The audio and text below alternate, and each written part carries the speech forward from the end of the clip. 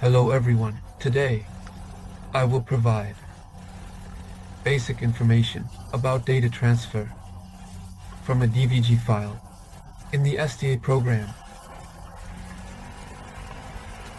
First, we need to make some adjustments to the DWG file.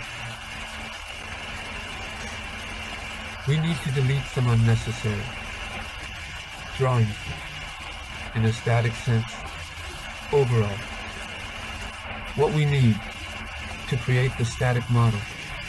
Here, look, we have our floor plans. These are important to us. The cross sections here are not important to us at the moment, and I will delete them now.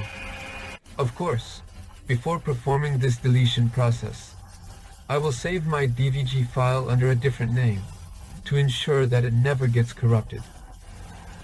And the location where I save my DWG file needs to be the same as my model, specifically in the folder of my model named ST400.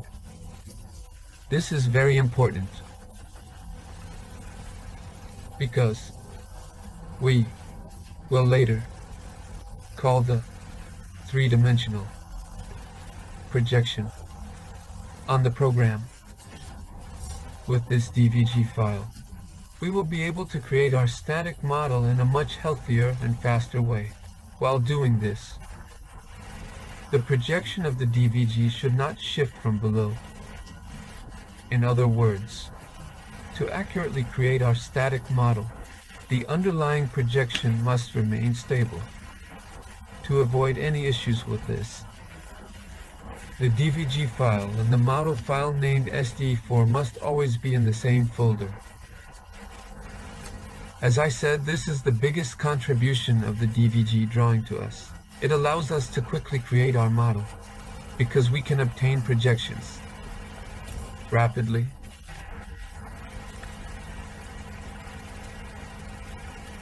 Now I will show all of these steps in order. First, I will save it under a different name.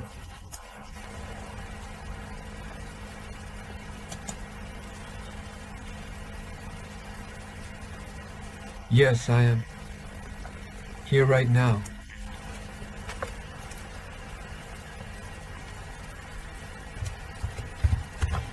Yes, I am saving it under a different name this way.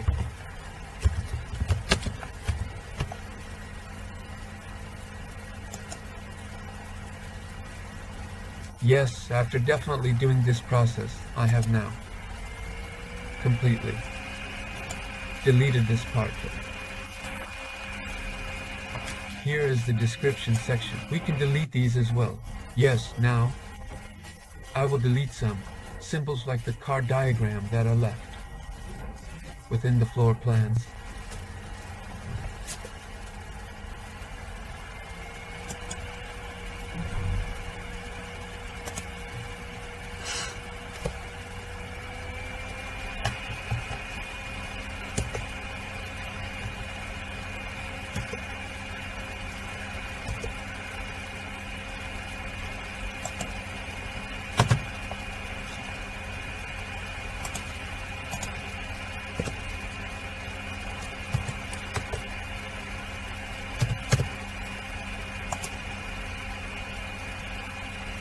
Yes, they have been deleted now.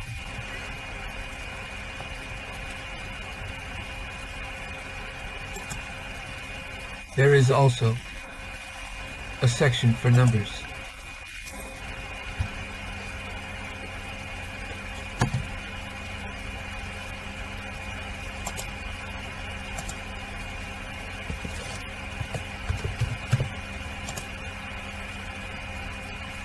Yes. We have deleted those now. I am now quickly applying the other processes.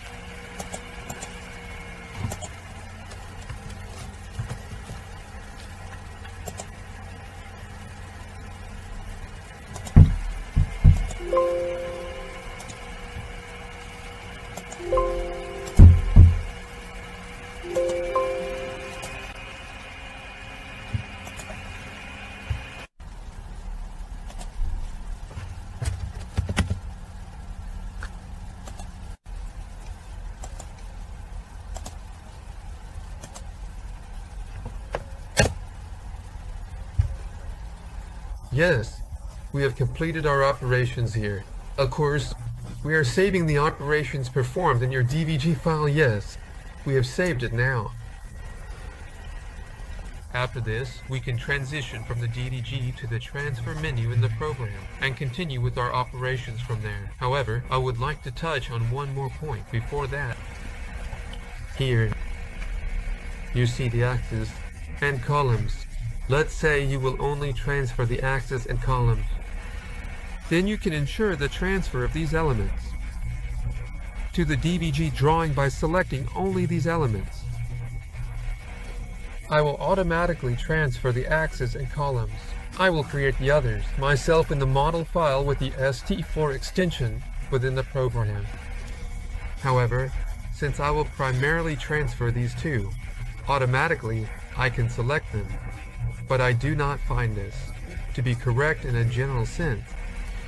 The reason for this is that I will be drawing the other elements using the projection below. So I want the entire projection to be available in a way that allows me to easily see the other elements. Of course, I will still automatically transfer mine, axes and columns. However, I find it more appropriate for the drawing to remain this way on the DWG. Otherwise, when drawing the other elements, only the axes and columns will be visible in the projection below. The beams will not be visible in the drawings on these panels. Therefore, this will also pose a challenge for me while drawing within the program. Therefore, I will not apply this operation on the DWG. But if you want to transfer only the columns and axes and have only these visible in the drawing as well as in the DWG drawing, then you will need to perform this operation using the isolate command. Look here. I selected the isolate command. I am selecting the axis. I am also selecting the column here. Yes, after making these selections,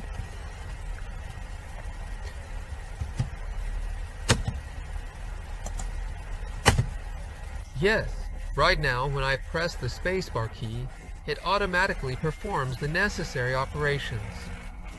Yes, this also shows only the columns. And it has taken the axes. You can do it this way if you want. I will not use it this way. I am restoring it to its original state. Here again, I am saving this. Now we can move from the DWG to the transfer menu. Before we proceed, we have one last operation, which is our explode command. I will now discuss what our splat command is used for, and in what situations we need to use it. The splat command separates combined drawing elements. For example, let's consider this column that is filled with hatching. Here, it separates the scanned area of the filled column from the lines that form the outer edges of the column. I will now demonstrate the application of this on this column. You could apply this to all your columns and walls if you wish. It is particularly beneficial to use this command in the curved sections of architectures. Otherwise, the columns may not be detected, and our columns need to be created with polyline for detection. Currently, we cannot display this. When we separate these, we will also understand that the line forming the edges is not created with polyline. Creating it with polyline is very important for the detection of columns and walls.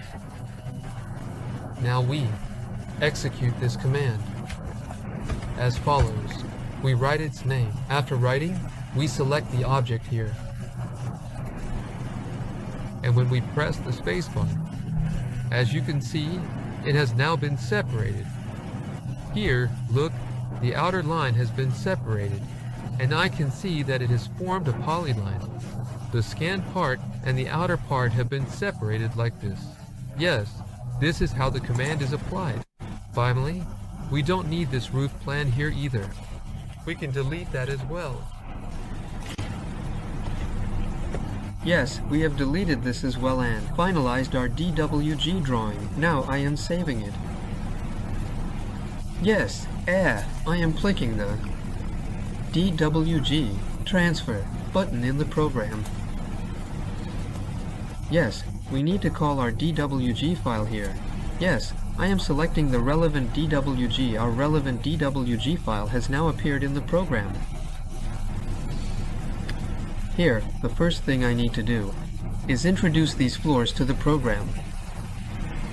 There is a plan section here to introduce these. I am coming here. First, I need to select an origin point. This origin point must be a common point across all floors.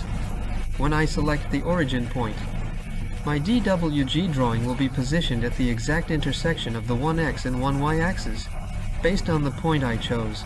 This will happen when I enter the building information. Now I will try to select a common point here, one that is common across all floors. I have currently selected the intersection of the first axis. After selecting, I am choosing here with the mouse to cover the relevant floor. Yes, I selected this right now, and when I right-click with the mouse, yes, look at it, right now. I have taken the first floor. Following this logic, I will now select the second floor, the third floor, and all the floors to continue processing quickly. Yes, we have now completed all our floor assignments. When making the floor assignments, for example, if you are going to assign the second floor, you need to select two options here. If it stays like this, I will have assigned it to someone again right now. I have assigned the floors in my drawings here. After performing this operation, it is also important to ensure that the scale is set correctly. This is crucial because when we introduce the columns and beams, which are elements of the supporting system, their dimensions need to make sense. If the dimensions make sense, we can understand that we have provided the correct measurement from here, or we can determine this from the metric scale section. I am currently checking whether I have provided the correct scale. I am giving my scale at a ratio of 1 to 100. According to the metric scale, it varies. Here, you can see the distances, as shown. We can come here and measure with the metric scale, so it's around 604 centimeters, about 605 centimeters. When I place the distance between this axis, yes, let me zoom in a bit more. Yes, as you can see, when I place it exactly, we understand that we have made an accurate measurement, because in the metric scale, it is a little over 6. The distance between the axes here is already about 6.05 meters. Here, a value of that kind is coming up. We have chosen our scale correctly. We need to determine the measurement in this way. Now that we have determined these, we have our structural red section here. We come here, and from here, I will automatically assign my columns and axes. Yes, first I will select the axis here. Yes, it has automatically assigned the axis right now. After that, I will make a choice for the column. Yes, I can get it from the layer here. If I click the structure arrangement button here, my axes and columns will be automatically assigned. Yes, look, right now when I click. Yes, as can be seen, our columns and axes have been automatically assigned on all floors. From here, we can view all of them. Now, after completing this task and saving it, our ST4 extension model file will also be created within the relevant folder. We will be able to call this model from the building information entry. Besides that, I would like to provide a little more information here before moving on to the input of structural information. Of course, we can also add manually here. We called it directly in an automatic way. However, manual additions can also be made. For example, we can add a beam. Yes. Here, we select the B value of our beam, and we can also adjust its inclination. From here, and here, from this axis. Yes, look, it will perceive itself. We can extend and draw from the desired axis to the other axis. Again, we can adjust the offsets here as well. Yes, look here. We have completed the formation of the beam. Similarly, we could have added the columns manually as well. We added them automatically. Now, I am saving from the screen. Add, coming to the input of structural information. Now we will call our data. Yes, we have currently called our data. Our data has arrived in this form. If we press this button, we can also view our axes. Look, I added these cross axes here. I added them from the drawing menu in the DWG transfer. I had shown how we can add beams there.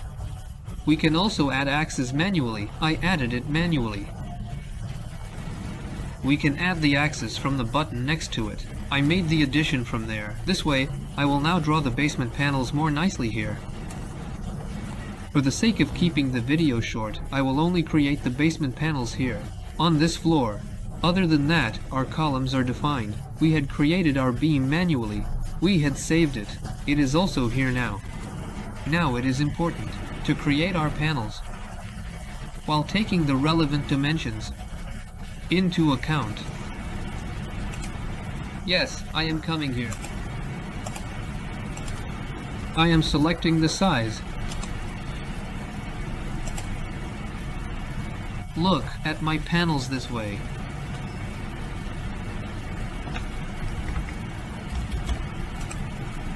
I will now create it in small pieces like this.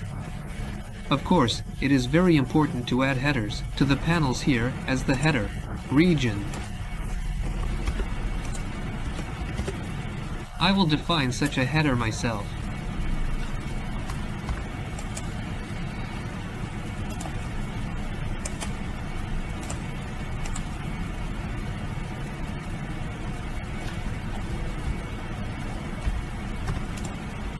Yes, we can quickly create our panels this way.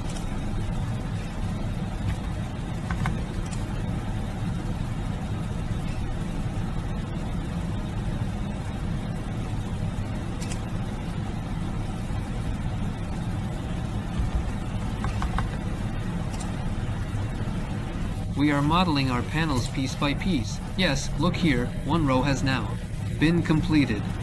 We continue to the next row by adjusting the skew in the same manner. Of course, we need to add more to the edge areas. I am currently modeling my panels quickly. Yes, I have just completed modeling my panels. To avoid wasting time, I moved through this stage quickly. I modeled using the same logic and created my header regions in the relevant places. In this way, we have created the walls of the basements. You can now model your structure with the same consistency. But of course, the biggest contribution here is what I need to emphasize. Now, here, look at is the option for the projection of the DWG drawing. You need to click on this and, actually, you need to model it this way. Since mine is very obvious, I model my panels this way. However, the greatest contribution of the DWG drawing is to model comfortably based on the projection scene under the DWG drawing. As you can see, when you overcome the projection in this way, there is no displacement because we applied the steps correctly. The columns are standing exactly in place. As you can see in this way, you can carry out your modeling. You can create your beams. Yes, this is all I have to say in general regarding my DWG drawing.